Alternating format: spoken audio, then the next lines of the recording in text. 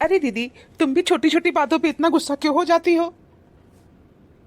छोटू, बात इतनी छोटी नहीं है जितनी छोटी तुम समझ रहे हो। मम्मी को ऐसे कहना चाहिए क्या? मम्मी को जो नहीं कहना चाहिए था वो भी मम्मी कह दी है। देखो छोटू, अब हम आएंगे नहीं, इतना जान लो। अरे दीदी, ऐसा मत कहो दीदी। माँ बेटी में छोटी मोटी नोक झोंक तो होती रहती है, हर घर में होती रहती है दीदी। और तुम इतनी जल्दी बुरा मान गई? नहीं दीदी, बुरा मत मानो। मम्मी ना तुमको कह भले दी है, लेकिन बहुत दुखी है, बहुत दुखी है। कल से खाना वाना नहीं खाएंगे, समझ लो। लेकिन छोटू इतना जान लो, अब हम उस घर में कदम नहीं रखेंगे, उस घर का पानी नहीं पिएंगे। मम्मी हमको बहुत बुरा भला की है, हम नहीं आएंगे। दीदी, तुम हमको दुखी कर रही हो, अपने भाई की बात भी नहीं सुन रही हो। अरे दीदी, अपने भाई की तकलीफ को तो समझो।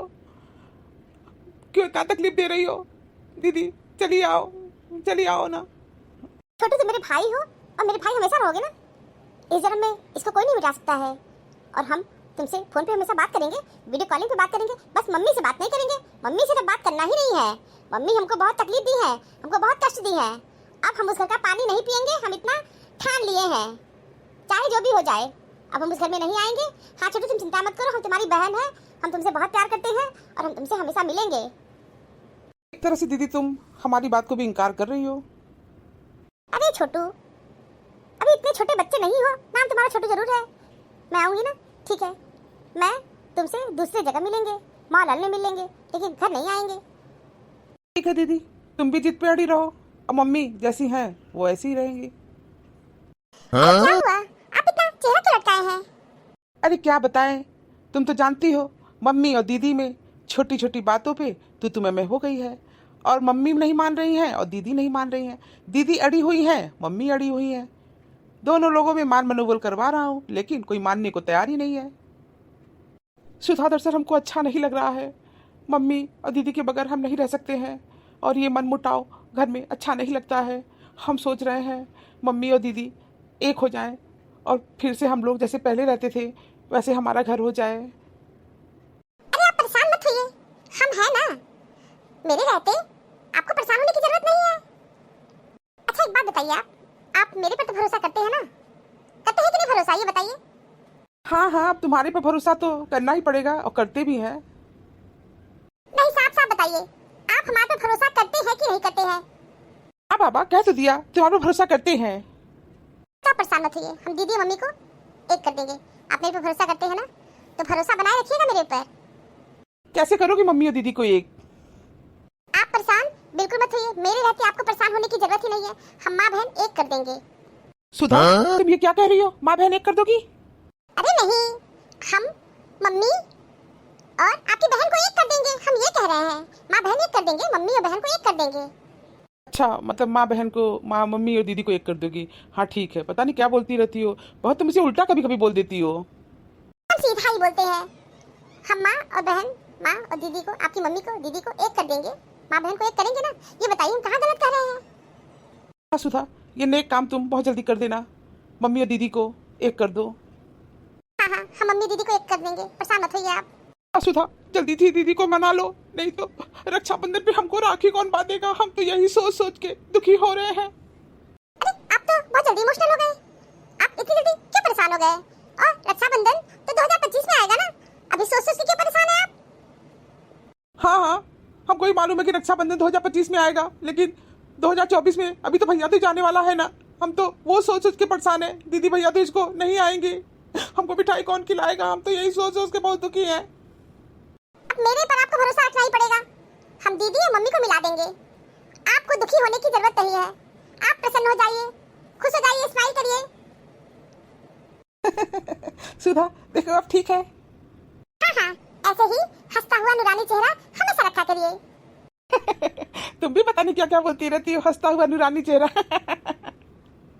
आप हंसते मुस्कुराते हुए बहुत अच्छे लगते हैं। थैंक यू सुधा। तो ठीक है, दीदी से जल्दी तुम बात कर लेना। हाँ, मैं दीदी से मिलने चली जाऊंगी, आप परेशान मत होइए। सुधा, तुम प्रियंका से बात कर लियो ना? राघव मुझे बता रहा था कि तुम प्रियंका से बात करने वाली हो। मम्मी जी, मैं भी कॉल की थी दीदी को, लेकिन वो भी मेरा कॉल नहीं उठाई। हाँ, हो सकता है किसी काम में बिजी हो। सुधा, तुम प्रियंका को मना लेना, प्रियंका बिना मेरा मन नहीं लग रहा है। हम बहुत दुखी हैं, बहुत परेशान हैं। मम्मी जी, आप मेरे रहते परेशान मत करिए। आप लोग का मेल मिलाप हो जाएगा और दुखी होने की जरूरत नहीं है।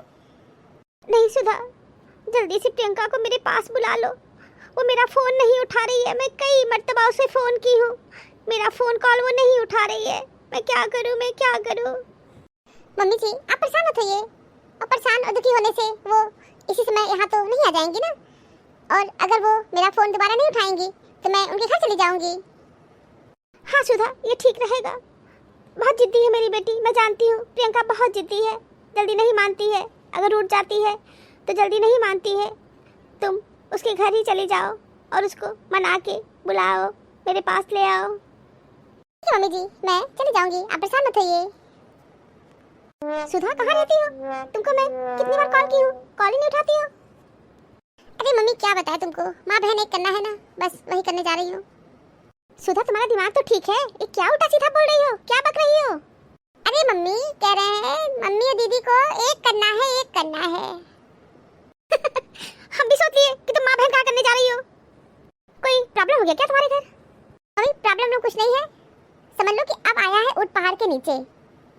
हुआ क्या प्रॉब्लम? प्रॉब्लम कुछ नहीं है मम्मी, सब खाने की मोट मर्जी है, समझ लो। दीदी नाराज हो गई है मम्मी से और मम्मी और दीदी में बातचीत नहीं हो रही है। एक दूसरे का फोन भी वो लोग रिसीव नहीं कर रही हैं और इसी को लेके मेरे पति परमेश्वर बहुत दुखी हैं।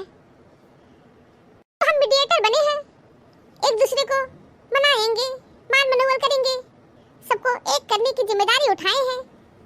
अच्छा, तो तुम्हारी ननद रानी मम्मी से गुस्सा हो गई है? हाँ, अपनी माताजी से गुस्सा है। मम्मी सच पूछो तो हमें बहुत शांति है। ननद से हम वैसे बहुत परेशान हो गए थे। एक तो अपनी ननद का रोज आना जाना हमको बिल्कुल पसंद नहीं था। अच्छा है कुछ दिन तक अपने घर में रहे ना तो ज्यादा अच्छा है। हर महीने मेरी ननद का यहाँ आना फिक्स रहता है, फिक्स।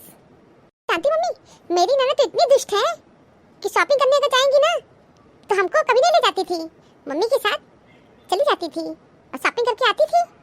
आते ही ऑर्डर चलाना शुरू कर देती थी, भाभी जाइए कॉफी बना के लाइए। मम्मी, मेरी ननद कॉफी की बहुत शौकीन, हर थोड़ी थोड़ी देर में उनको कॉफी चाहिए। एक दिन मम्मी मुझे इतना गुस्सा आया कि मैं क्या की जानती हो, पूरा दूध उठा करके पी गई। उसके बाद ब्लैक कॉफी बना के दे दी।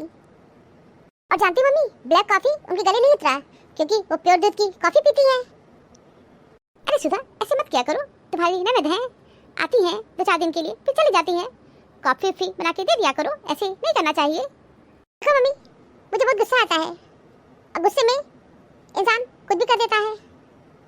ठीक है, भैया दे जाने वाला है, जाओ अपनी ननद को मना लो और दोनों लोग को मिला दो। देखो मम्मी, साफ साफ सुन लो, अभी मान मनोबल करने बिल्कुल भी नहीं जाएंगे।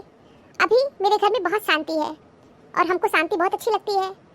जब भैया दे जाने वाला होगा ना, उसके 1 सप्ताह पहले अपनी ननद को मना लेंगे, खूब मान मनोबल करेंगे, उनकी आरती उतारेंगे और उनको ले आएंगे इस घर में। लेकिन अभी तो नहीं जाएंगे। चलो ठीक है, तुम्हारे पति और तुम्हारी सास तुमको ये जिम्मेदारी दी है तो अपनी ननद को मना लेना। हाँ, मना लेंगे। तो मेरी ननद रानी का मैसेज आया है, लिखी है, भाभी अब मैं इस घर में कभी नहीं आऊंगी। उनका भी इमोशनल ड्रामा शुरू हो गया। ठीक है, भैया दे जाने से पहले अपनी ननद को जरूर मना लेंगे। जब तक जिंदगी पटरी पर दौड़ती है तो हमें लगता है हम कुशल चालक हैं, लेकिन जब पटरी से उतरती है तो एहसास होता है कि जिंदगी कोई और ही चला रहा है। और यही सच है। जीवन चाय बनाने के जैसा है, अपने अहम को उबाल लीजिए, अपनी चिंताओं को भाप बनाकर उड़ा दीजिए, अपने दुखों को घुल जाने दीजिए, गलतियों को छान लीजिए और खुशियों का स्वाद लीजिए। Thank you for watching this video. Video अच्छी लगी हो तो लाइक और शेयर करना ना भूलें। चैनल को सब्सक्राइब नहीं किया है तो फटाफट सब्सक्राइब कीजिए। मिलते हैं अगले वीडियो में एक नई स्टोरी के साथ। तब तक आप लोग अपना बहुत ख्याल रखिएगा, हमेशा हंसते मुस्कुराते रहिए। आप सभी को बहुत बहुत धन्यवाद, बहुत बहुत धन्यवाद। तो प्लीज़ मेरे चैनल को सब्सक्राइब कीजिए। Thank you. मेरे पास कमाए हुए धन से अधिक मूल्य कमाए हुए रिश्तों का है। मैंने धन नहीं, अच्छे रिश्ते, स्नेह और आप जैसे अच्छे लोग अर्जित किए हैं। धन तो व्यय हो जाता है, आप जैसे लोग और मधुर रिश्ते नहीं। वे हरदम मेरे साथ थे, हैं और हमेशा रहेंगे। आपका स्नेह और साथ हमेशा बना रहे। Thank you.